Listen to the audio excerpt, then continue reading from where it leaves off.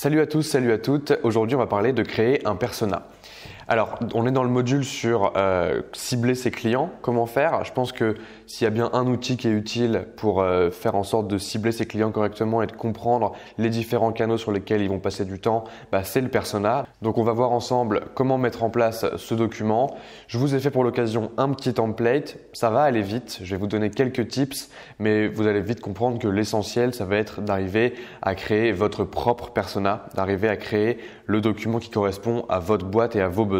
Donc l'idée ici, c'est que je vous ai créé un template hyper simple de persona de base. Donc le persona, c'est un outil qu'on utilise assez régulièrement en design, mais on peut l'utiliser aussi en growth, en acquisition, en marketing.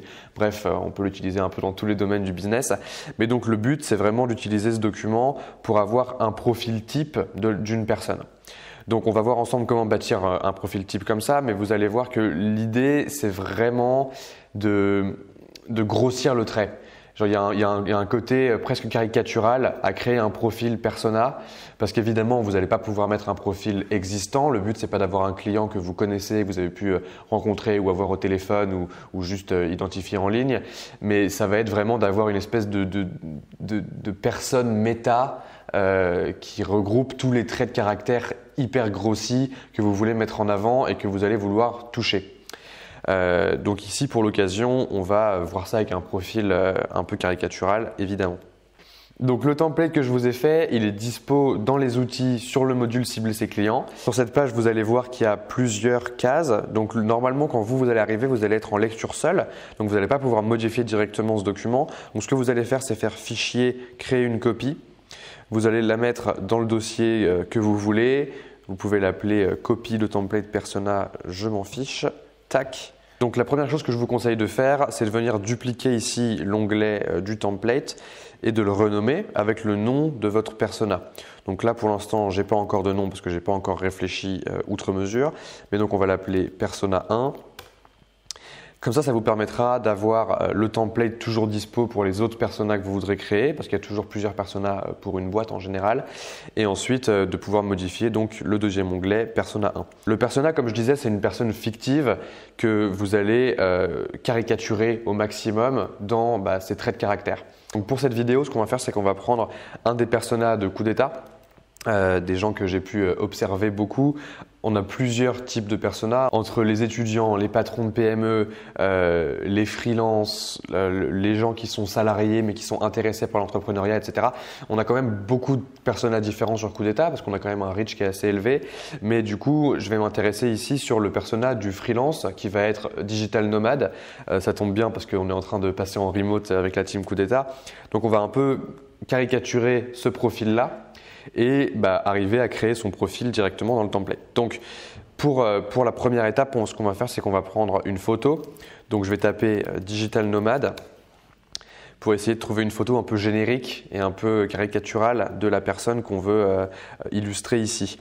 Alors bon, on a des photos type Jean-Michel sur la plage en train de lever les bras au ciel devant son ordi, on ne sait pas trop pourquoi. On va peut-être pas aller tant dans la caricature que ça. Là, on a quelque chose de sympa. On ne va pas tomber non plus dans le hamac. Si. Allez, on va rentrer dans l'abus le plus total.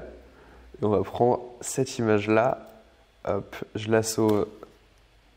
Et je viens l'ajouter du coup ici. Donc ici, dans Google Sheets, il y a une nouvelle fonctionnalité depuis quelques temps qui est dans Insertion. Vous pouvez rajouter une image dans la cellule. Et donc, vous allez pouvoir importer votre petite photo.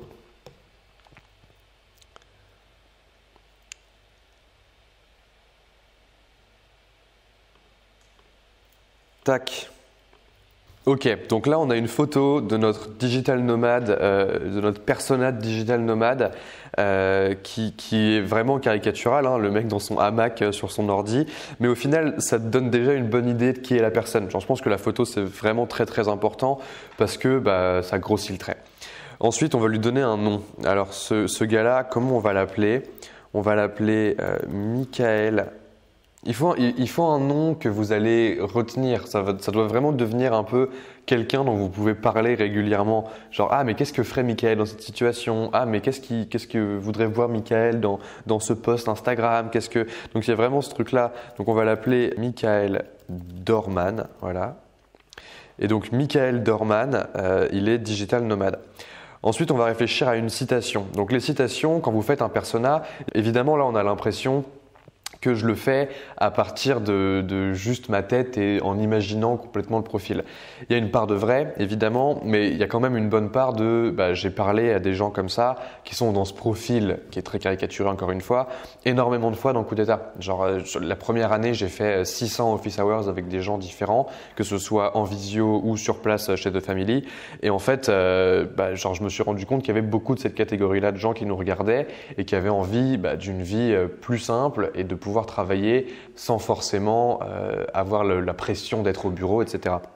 Donc, c'est à la fois une espèce d'imagination de ma part, mais aussi, évidemment, c'est plus une synthèse de tout ce que j'ai pu apprendre en côtoyant ces gens et en les observant et ce que j'en ai retenu instinctivement par rapport à leur comportement. Ensuite, ici, je vous ai mis une petite case pour mettre une citation. Alors, une citation de choses que les gens vont dire. Donc, il y a forcément des phrases qui vont revenir régulièrement. Les gens ont toujours des espèces de motos, hein, ils ont toujours des phrases chocs qu'ils vont utiliser très régulièrement pour justifier entre guillemets leur choix de vie, ou même si c'est pas forcément justifié, les illustrer quand ils vont discuter avec vous. Donc ici, Michael, ce qu'il va dire, je pense, par rapport à sa vie de digital nomade et sa vie d'entrepreneur en général, c'est une phrase du style « Fais quelque chose que tu aimes et tu ne travailleras pas un seul jour de ta vie ».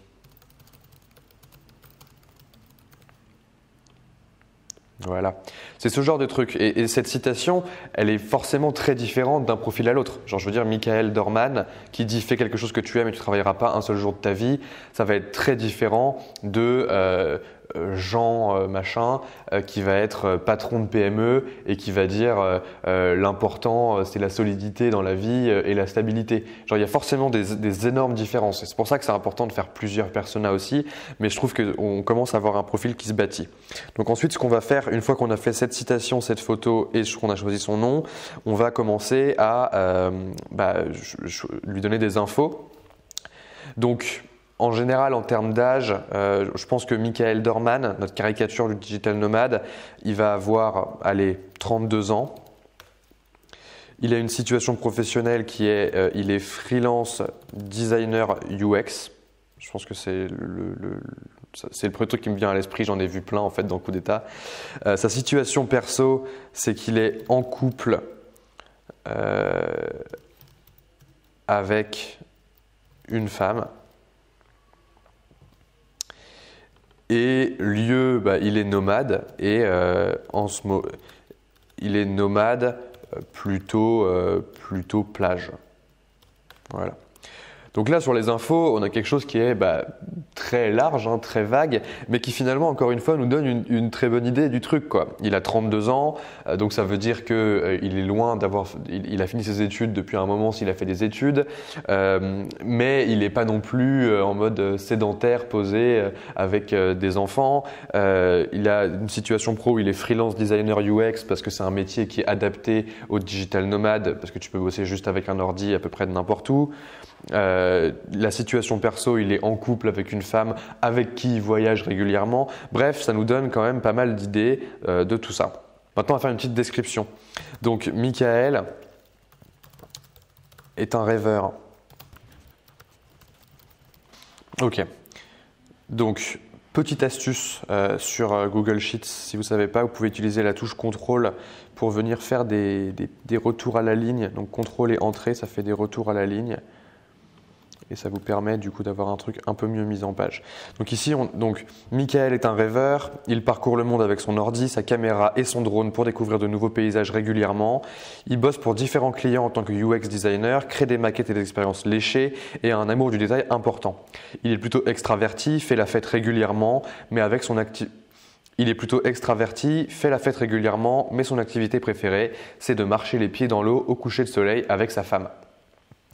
Là, on a une description déjà plus aboutie, hein. On sait qui est Michael, on a sa petite photo de lui dans son hamac, on sait ce qu'il aime faire, qu'il a un amour du détail, etc.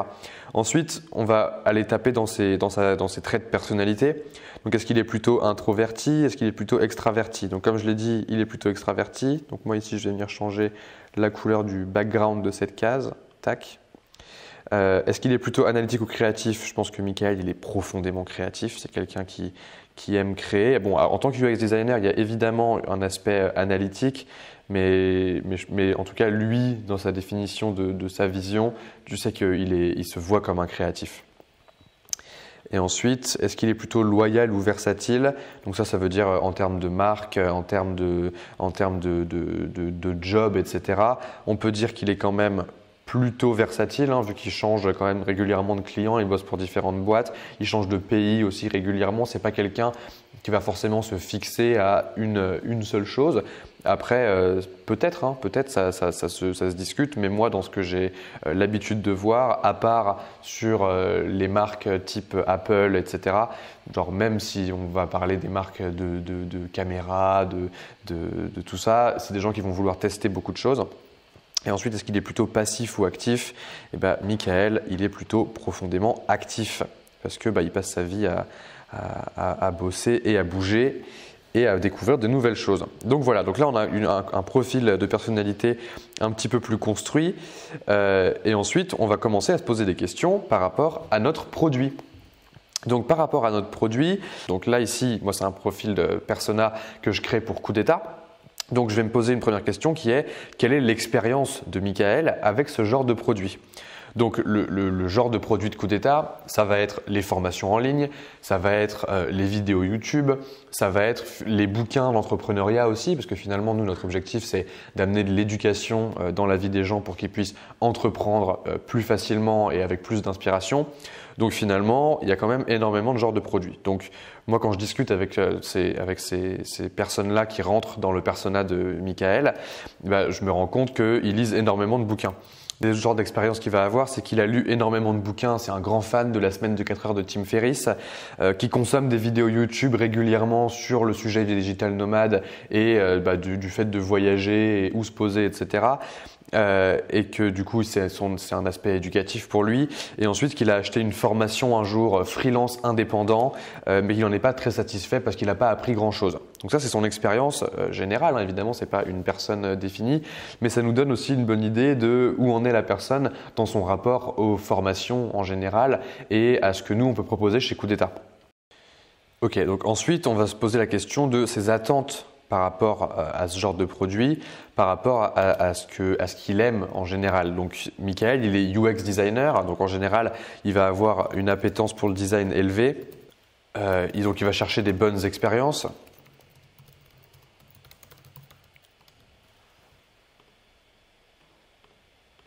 Il va chercher des identités visuelles alléchantes finalement. Il va chercher des trucs qui ont de la gueule.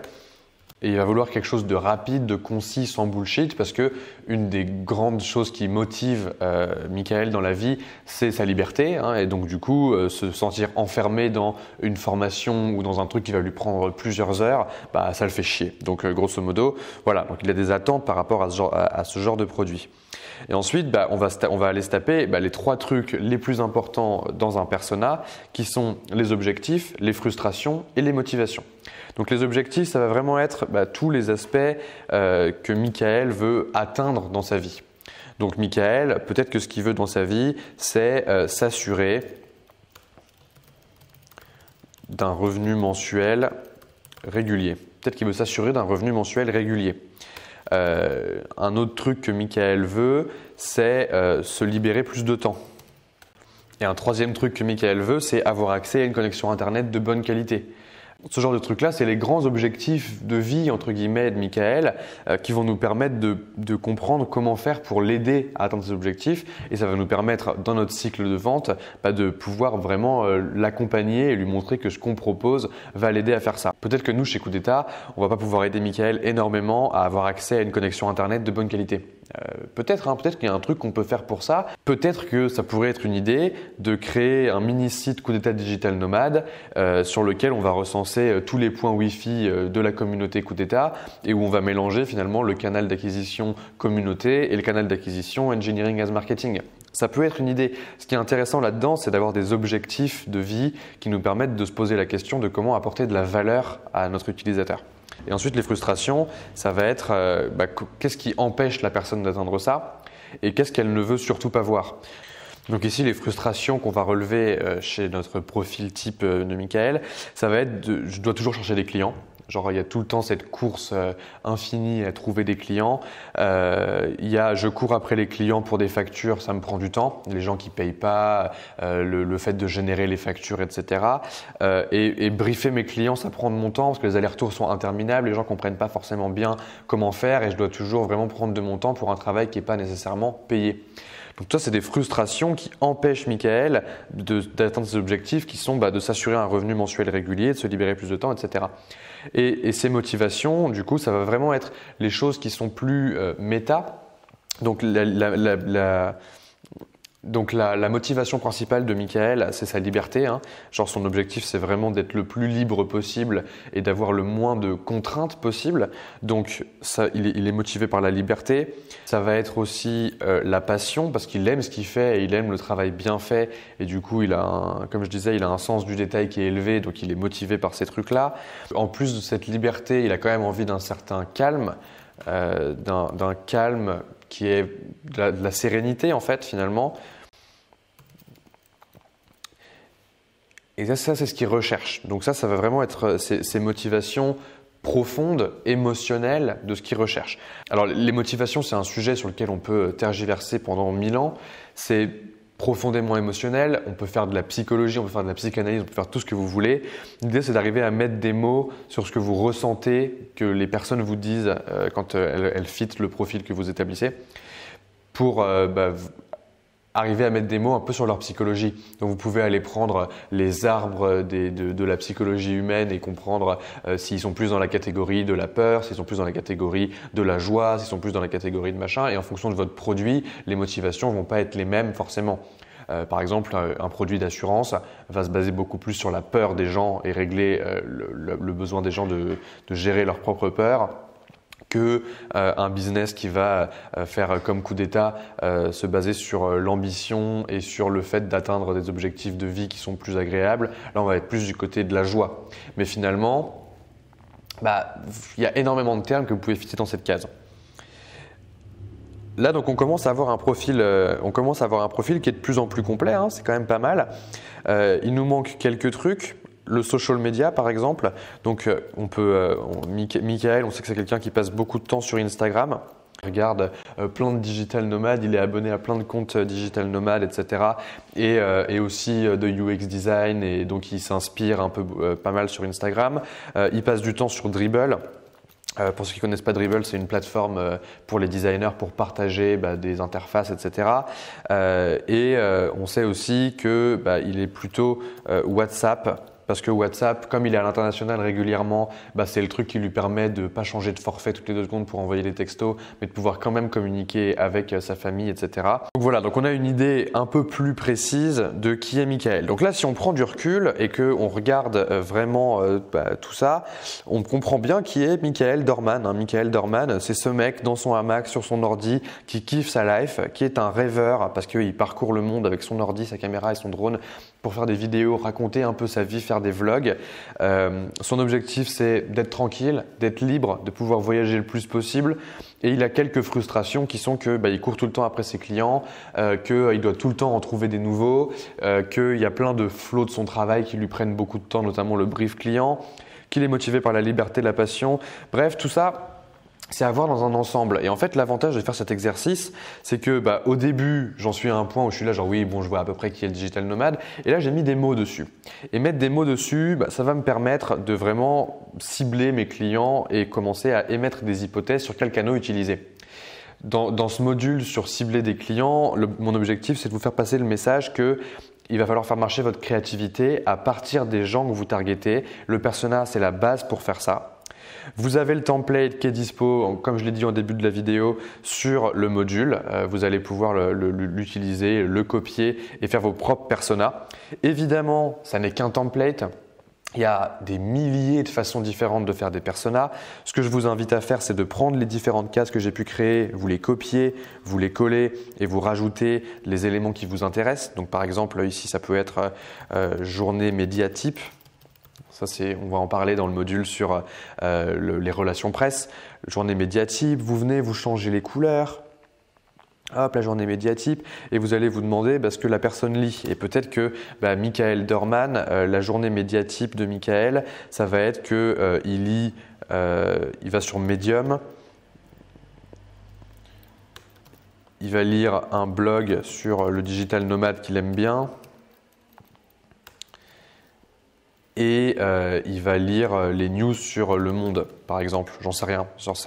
C'est un sujet sur lequel je ne me suis pas forcément renseigné, mais l'intérêt d'avoir un persona, c'est de pouvoir l'enrichir de plus en plus. Et enrichir ce persona, ça implique de prendre mon template et de le péter dans tous les sens, de faire quelque chose de complètement nouveau. Mon but, comme d'habitude, c'est pas de vous dire voilà votre exercice, faites-le bien, envoyez-le moi et je vais vous mettre une note sur 20.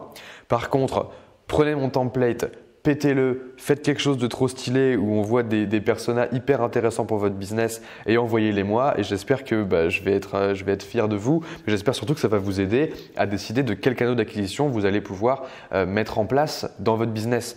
Parce que ici, évidemment, le persona va vous permettre de comprendre comment faire pour créer un produit. Ça va vous aider énormément. Par exemple, ici, frustration, je dois toujours chercher des clients. C'est un truc qui est revenu chez tous les gens à qui j'ai pu parler dans la communauté Coup d'État. Du coup, on a créé la formation Trouver des clients. C'est vrai pour la création de produits, mais c'est vrai aussi pour le choix d'un canal d'acquisition. Parce que quelqu'un qui veut de la liberté, de la passion et qui est régulièrement sur Instagram, peut-être que ça vaut le coup de mettre en place une stratégie de contenu qui va mettre en avant ce côté liberté, ce côté passion et qui va attirer les gens à aller dans un cycle de vente où on va lui pousser encore plus de passion, on va lui pousser des messages qui sont plus portés extraversion, qui sont plus créatifs, qui sont actifs dans la vie. Peut-être qu'on va reprendre sa citation et la mettre quelque part. Enfin bref, le persona, il vous permet de sortir de votre tête plein d'insights que vous aurez récupérés en parlant aux gens, comme je l'explique dans la vidéo principale de ce module. Et les sortir de votre tête, ça vous permet de émettre des hypothèses sur quel canal utiliser. Et je pense que c'est vraiment la base pour commencer une stratégie d'acquisition. J'espère que ça vous a plu, j'espère que vous avez kiffé. J'ai hâte de voir ce que vous allez faire de cet outil. Et puis, bon courage, amusez-vous bien. Ciao.